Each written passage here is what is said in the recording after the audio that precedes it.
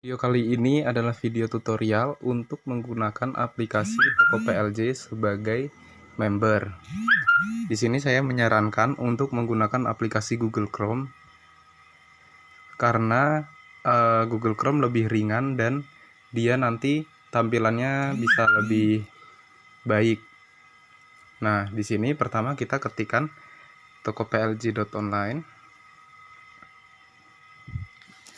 Nah, sebelum kita masuk, saya sarankan untuk menggunakan tampilan desktop supaya nanti gambarnya lebih luas. Caranya dengan mengeklik titik 3 di atas ini, titik 3, terus aktifkan desktop site atau situs desktop dengan mengeklik centang kotaknya ini. Nah, di sini dia tampilannya akan jadi lebih besar. Username dan password silahkan gunakan milik Bapak masing-masing. Untuk lebih tepatnya nanti silahkan ditanyakan kepada Pak Waka. Di sini saya menggunakan username saya sebagai contoh saja.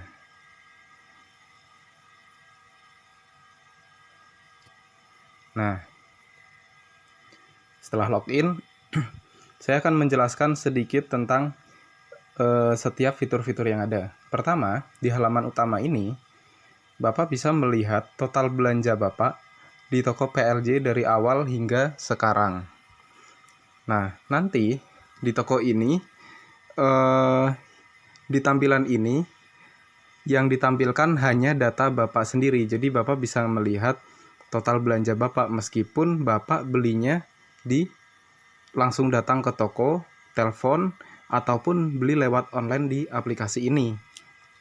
Nah, Bapak juga bisa melihat sisa hutang Bapak di toko itu berapa. Nanti ditampilkannya di sini.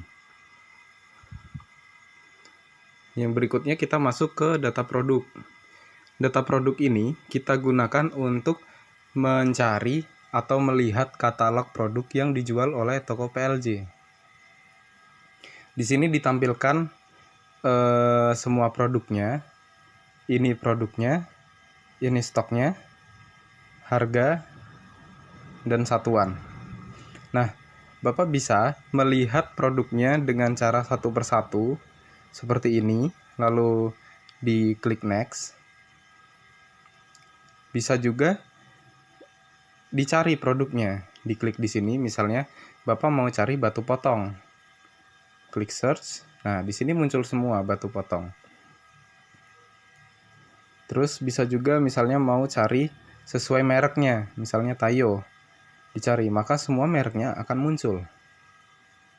Nah, yang berikutnya Bapak bisa gunakan aplikasi ini untuk belanja online.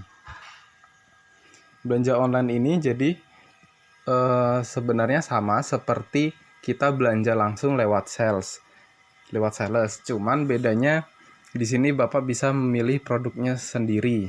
Misal, setelah kita klik belanja online, kita pencet tambah pesanan. Nah, tambahkan produknya, pilih nama produknya, misalnya bor, beli 1, simpan, terus pencet pesan. Nah, di sini akan ditampilkan kode penjualan, tanggal penjualan, total harga yang harus dibayar, dan statusnya. Statusnya belum bayar. Nah, setelah Bapak belanja secara online, nanti si kasirnya akan mengkonfirmasi belanjaan Bapak. Nanti Bapak akan ditanya oleh pihak sales apakah Bapak mau membayar secara kredit ataupun membayar secara tunai. Nah, setelah statusnya nanti dikonfirmasi oleh kasir secara cash ataupun tunai ataupun kredit, maka di sini nanti akan berubah menjadi sudah bayar. Terus di sini akan ada muncul pilihan di samping detail ini tulisannya lunas gitu. Nah, setelah lunas Bapak tinggal menunggu produknya untuk dikirimkan ke bengkel Bapak. Setelah itu yang berikutnya, kita bisa melihat riwayat belanja. Riwayat belanja ini, riwayatnya setiap pilihannya per bulan. Misal kita mau melihat bulan Agustus, bulan Juli, dan bulan-bulan yang lain. Nah, di sini akan ditampilkan selama 1 bulan tersebut Bapak belanjanya apa saja, bayarnya hutang ataupun cash, dan total harganya berapa. Nanti ditampilkan semua di sini. Berikutnya Bapak juga bisa melihat riwayat hutang Bapak. Nah, riwayat hutang ini juga ditampilkannya dalam kurun waktu per bulan. Bapak bisa memilih bulan apa. Nanti di sini akan muncul kode transaksinya, tanggal berapa, harganya berapa, dan metode bayarnya mau hutang ataupun mau cash.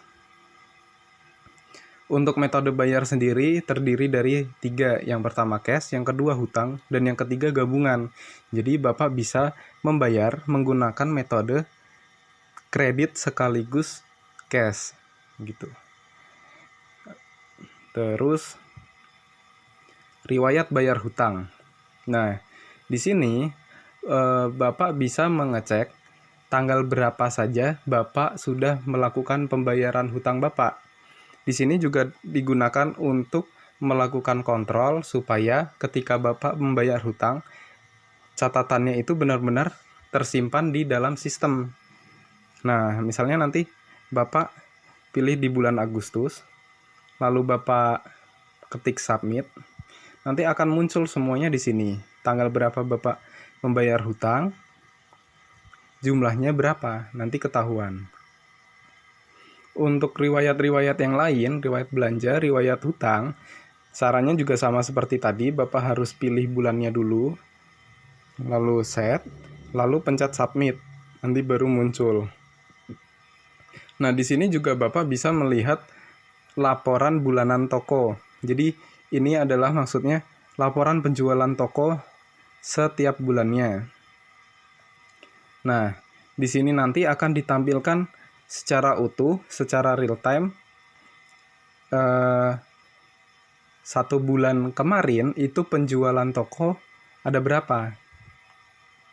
Mulai dari nomor, kode transaksi, tanggalnya berapa, siapa yang beli, produknya apa yang dibeli, jumlahnya yang dibeli berapa, harganya berapa, hingga totalnya berapa, bisa dilihat semuanya. Hanya saja untuk member, yang bisa dilihat itu bulan sebelumnya. Jadi kalau misalnya ini bulan Agustus, berarti yang bisa dilihat laporannya itu bulan Juli, begitu. Nah, sekian tutorial singkat dari saya. Nanti akan ada tambahan untuk mengubah password setiap pengguna. Jadi nanti akan saya kabarin lagi ke Pak Waka. Ini kebetulan saya lupa nambahkan. Nanti malam saya tambahkan, terus Bapak bisa mengganti password Bapak supaya tidak bisa dimasuki oleh orang lain. Sekian tutorial dari saya, terima kasih.